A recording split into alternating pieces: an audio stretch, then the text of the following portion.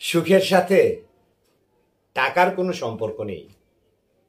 সুখ শুধু চাহিদা মেটায়। টাকা দিয়ে যদি সুখ কেনা যেত তাহলে মানুষ দোকান থেকে ভুরি ভুরি সুখ কিনে নিয়ে আসতো, তাই নয় কি? আপনি কিনবেন না?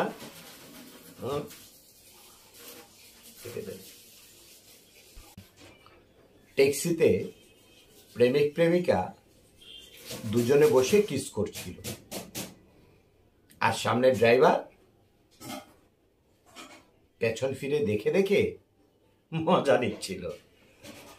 কিছু দূর যাওয়ার পর গাড়ি অ্যাক্সিডেন্ট করল। ড্রাইভার বেচারা